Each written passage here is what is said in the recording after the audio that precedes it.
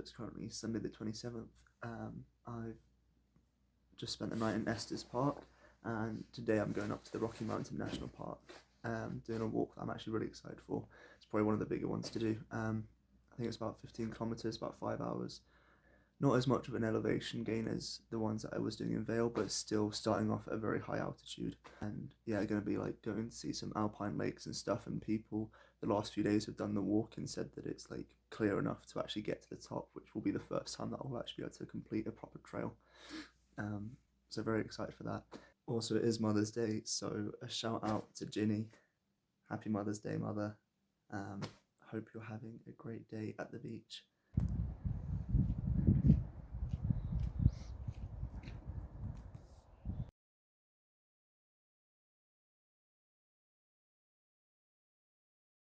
Just about starting the hike now.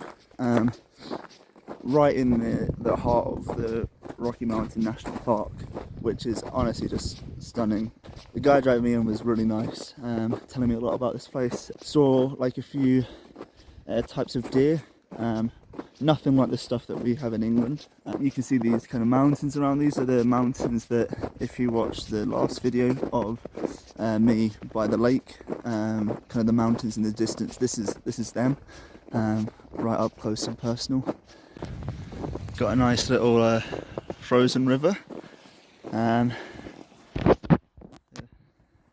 is some water flowing. Yeah, caked in snow. So yeah, thankfully my few days in Vale and obviously being in the park yesterday have helped me to acclimatise somewhat. Otherwise this would be very hard work.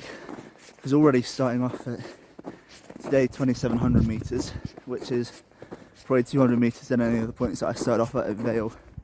And at that point it's like well over, well, it's about 100 metres above double what Ben Nevis is in the UK. I only got 500 metres of elevation gain today, so I end up at 3,200 metres, which will be higher than anywhere that I got to in Vale, because obviously in Vale every time I hit about 2,900, maybe 3,000 metres before having to turn back, whereas today I should make it all the way to the top. It's going to be a long day, average of 4 hours 51 minutes for people to climb it all. Just really enjoying it. Again, the sun's shining. Let me show you the bit that I'm walking through now. As you can see, the trail is definitely clearer than some of the Vale ones, and well packed in as well, so not sinking in at all, which is really nice actually. Makes a really nice change. Towards the top there's like a couple of like big alpine lake kind of things, and kind of up there the wind speeds are quite high, so I think it's like only like 4 degrees at the top, but at the moment I think we're looking at like 7 or 8 degrees, which is pretty much ideal condition. So I managed to get a bit higher up now, and yeah, I mean, I think it's kind of the slogan of these videos is the camera doesn't do it justice, but yeah, I wish it picked up just the pure scale of everything. In other news, I picked up a blister like right on the ball of my foot yesterday, walking around the lake, and so it's fitting that on Mother's Day it was my mum who managed to pack some blister plasters for me, which are working to good effect at the moment. So hopefully that doesn't become a big problem. But at the moment it feels alright, so that's good. So I kind of half want you to see this how I did. The trail here obviously goes to the right, and thankfully I looked to my left, because look at this opening. I mean, this is crazy.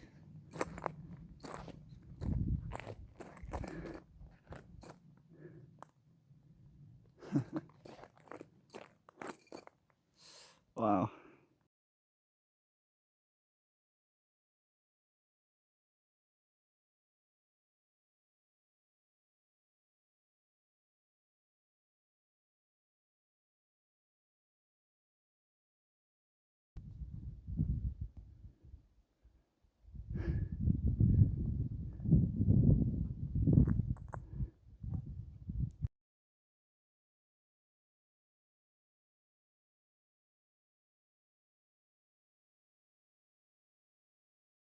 To be honest with you, and I have like no shame admitting this at all, there's been a few times, especially here and then in Vale again, where I've almost been like almost just like teary-eyed with just how like stunning it actually is.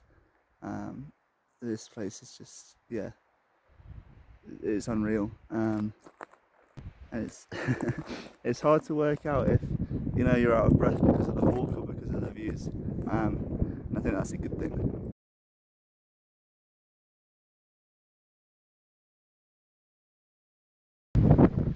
So the wind's picked up, which is a welcome thing. It's nice and cool now. You can see the kind of trail, I'm pretty sure will go kind of through, I'd call it a valley.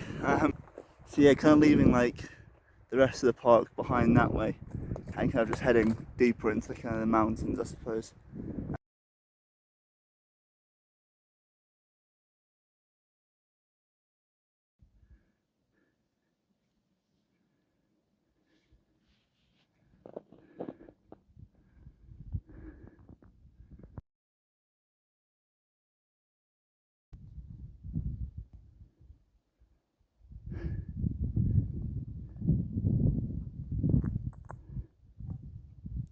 So this peak here is known as Glacier Knobs.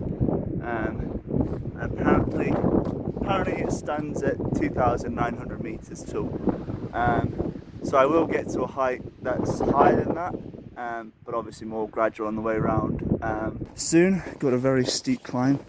I think it's about 100 meters climb within like just over like 500 meters in terms of actual distance across. Up until now, it's been obviously I've gained about I've done 3 kilometers, maybe gained nearly 300 meters in vertical height, which is actually a really nice gradient to have been going up. To be honest, it hasn't been hard work at all. So still making my way up. It's got a bit steeper now, and this is known as Thatcher Top. I'm not quite sure if that is the summit. It might be a bit beyond. It might be kind of a bit blind. But that stands at 3,500 meters. So you can see how high I kind of already am, and still got like another couple of 100 meters to climb, I'd say. So, yeah.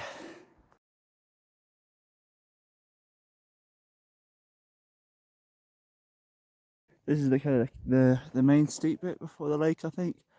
Before one of the lakes. There's 2 lakes. I'm aiming for the second one. Yeah, you can see it gets very steep in a short space of time. So that'll be a challenge.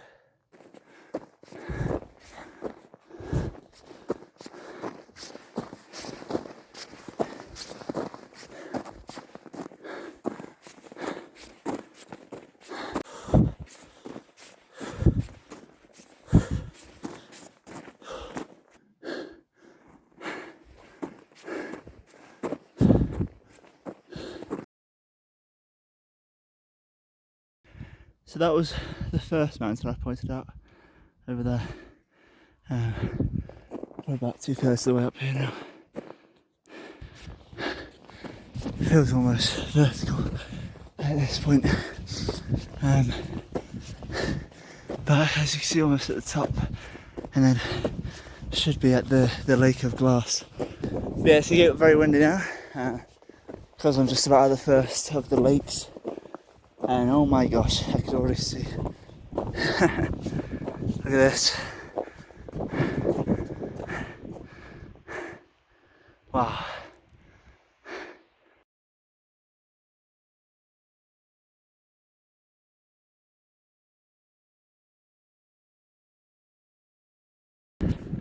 So actually walking across the lake, which seems crazy, but apparently it's perfectly actually safe to do so. I mean, plenty of other people are doing it, and the ice is so thick and packed that there's not really a risk. Yeah, it's a bit weird, but yeah, just look at this view.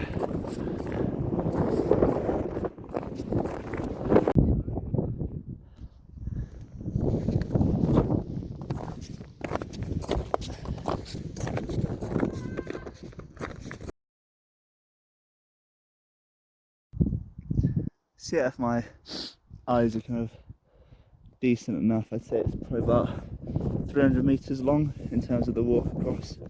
But yeah, and then I think, if I'm guessing correctly, kind of the bowl shape up there, that's where the final lake is, kind of in that dip. So that's where I'm kind of going for now. So it turns out I've been wrong this whole time. Apparently there's 3 lakes. The one that I just crossed is called the Loch, and then further on is the Lake of Glass, and then Sky Pond after that. Yeah, my mistake. But yeah, still probably 2 miles or so to go towards the end. So it probably got a couple more tough climbs. Probably about 3,000 meters up now, and I can really feel the air being way thinner, which is really weird, trying to breathe in oxygen and not getting as much as you'd expect. So certainly a challenge, but essentially I think I'm pretty much going straight up there, not to the peak behind the one before. I think it's pretty much straight up there. So that's going to be another tough climb. I'm well above 3,000 meters now, comfortably the highest I've ever been. But you can see, it's actually really hard to see because the sun's in my eyes. If I zoom in, I don't know if you can see them. There's people up there, and that's essentially the area that I've got to climb in a second, where it's just ridiculously steep.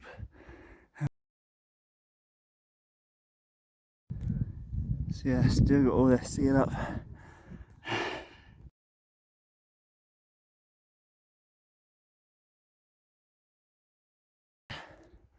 Might not be able to tell, but I'm pretty much vertical at this point. My calves absolutely killing me. Still a good way to go. Came from kind of down there.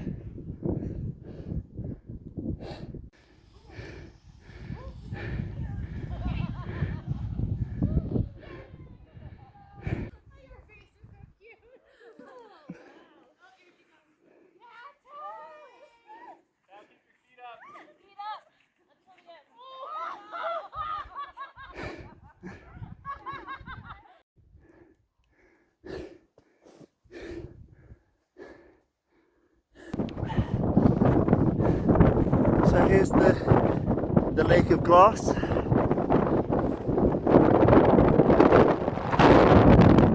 so windy now. Look at this place.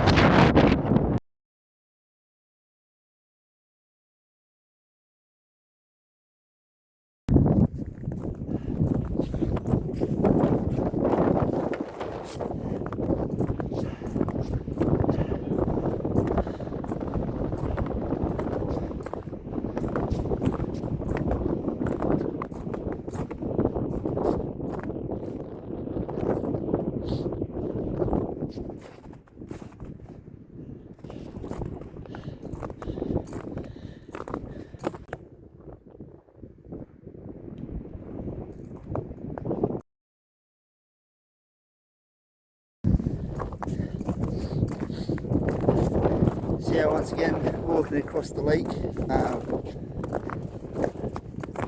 I can really understand why it's called the Lake of Glass right now, because actually, camera might not pick it up, but actually being able to see somewhat deep, it's actually quite crystal clear. It's so weird. Yeah, I mean, definitely not in England anymore.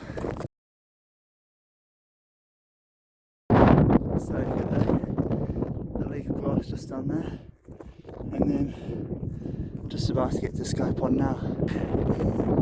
Here it is. This is Sky Pond.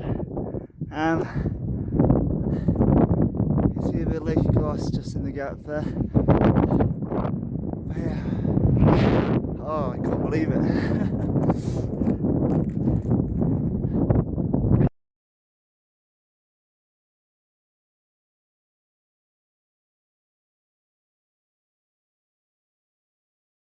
So yeah, made it now. In total it's about 7.4 kilometres, and it's about 2 hours and 20 minutes to go up here. So that's actually a really good pace. It's about 3 kilometres an hour. Well, it is 3 kilometres an hour, just a bit faster actually. I'm currently at an elevation of 3,350 metres, which again the easiest context is that's Ben Nevis with 2 lots of Snowdon on top of it.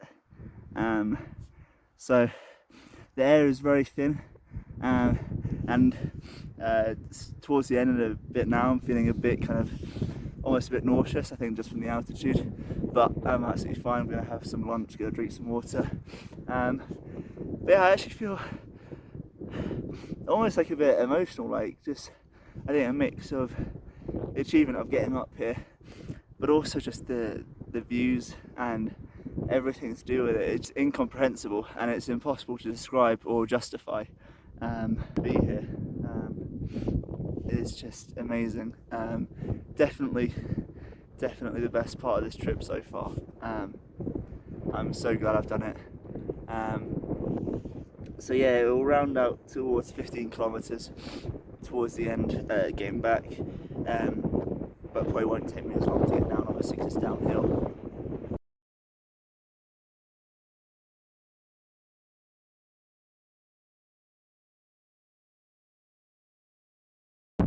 So yeah, you can actually see the lock just down there as well. That was the first lake that I walked across. So you can already see the change in elevation just to get up to this point as well.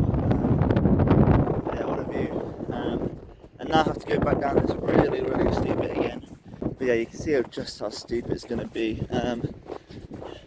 It's going to be actually a bit treacherous, I think, because going down I think is harder than going up a steep slope. Yeah, you can see kind of the gully.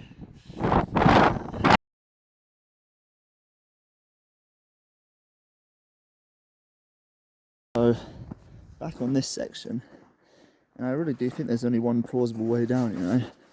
So here goes.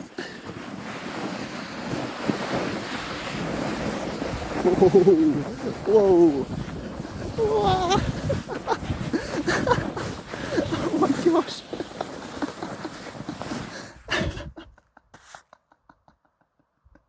Oh, that was so much fun. I mean, could always do it again on a different slope.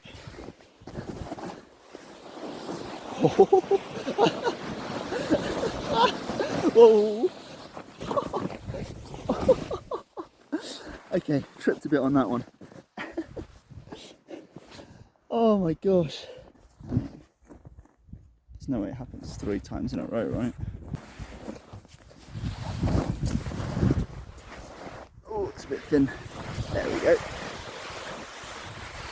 Ah, this is easy.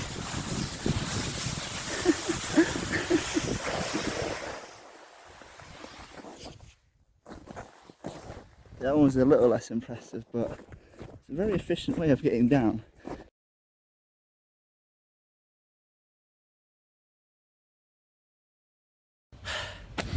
So, made it back down to the bottom now, and my feet are killing me. The blister that was there before is definitely now worse. My shoulders are killing me from having to carry my bag and all that stuff. Obviously legs. But that was honestly amazing. That was like the best hike, walk I've ever done. I don't think anything's ever compared to that. And yeah, so it was 14.2 kilometres in the end. I think just under 9 miles if you wanted to convert it. Average pace, I think like 16 minutes per kilometre, which is really good, to be honest. What an amazing day. But looking out now, I don't think that's quite where I went. I think I went round kind of the back end of there, but you can see obviously how high up it is. But yeah, that's my time done in Colorado. what an amazing place. I think Denver is a pretty typical city. You know, it's got its nice areas and not so nice areas, nice people and not so nice people. You know, not too dissimilar to kind of the big cities in England. But yeah, to go kind of further afield from Denver, you just have these amazing places that there's nothing like them in the UK. I'm probably going to drink a lot of water and probably have a good meal when I'm back. But yeah, today's just been awesome. I don't think anything has come kind of close to it before. But yeah, just the other thing was, obviously it was 14.2 kilometers in the end. She did 600 meters more than what is on the official trail. I imagine just from going off route and going a bit further as well at the end. But it's meant to take 4 hours and 35 minutes, and it took me 3 hours and 56 minutes. Pretty good going. And apparently burned off 2,000 calories, which I'm sure I'll make up for later.